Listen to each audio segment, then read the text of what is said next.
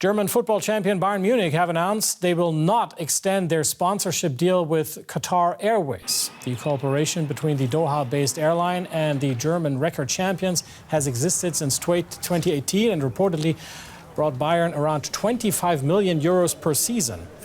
The club has faced criticism over the deal, with fan groups and supporters protesting it on human rights grounds. The current sponsorship expires at the end of this month.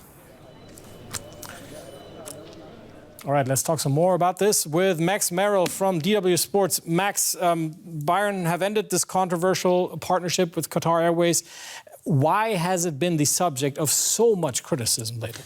Well, essentially due to Qatar's human rights record, and for a long time critics said that Bayern was taking part in sportswashing, being a poster child for Qatar's PR strategy in the run-up to the World Cup in 2022. And fans in particular have been really vocal during this sponsorship of saying, please, please end it, basically citing women's, workers and LGBTQ rights, among a few things, with banners in the stadiums, protests around the club, and also at the AGM, the members' meeting in 2021, having a massive discussion there, trying to force the club, essentially, to drop the sponsorship. And Bayern is a majority fan-owned, membership-owned, so memberships really have a lot of power, but they couldn't get rid of this. And taking such a stand politically, is that common within the German football fan culture?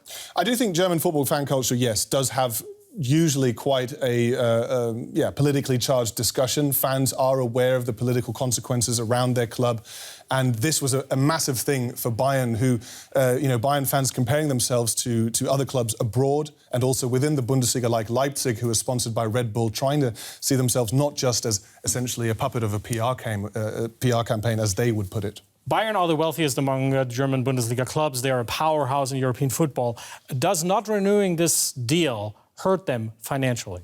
Yeah, well, you mentioned it's a very wealthy deal, 25 million a year, which for a Bundesliga club is a huge, huge amount. I mean, it's close to their shirt sponsorship with Telekom, which is north of 45 million.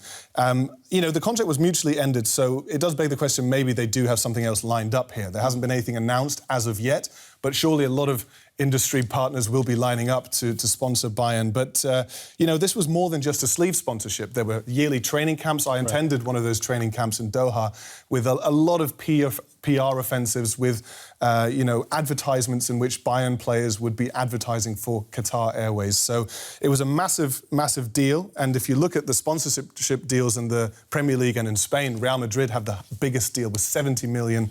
A lot of Premier League clubs in England, 50 million. Bayern are in the top 10 in Europe. They're 10th, actually. So this deal helped them. Max, we have about half a minute left. Tell us, how does lapsing the sponsorship deal impact Qatar's strategy on becoming an even bigger player in European football?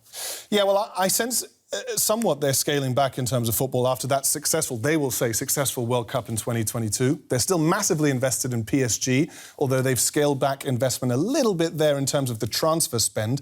But they're also looking to buy Manchester United, or Sheikh Yassim bin Hamad is leading a consortium to buy Manchester United for 6 billion euros. So on the one hand, scaling back in Germany, on the other hand, scaling up. DW's Max Merrill giving us the lowdown on this deal of Bayern Munich ending its partnership with Qatar Airways. Max, thank you.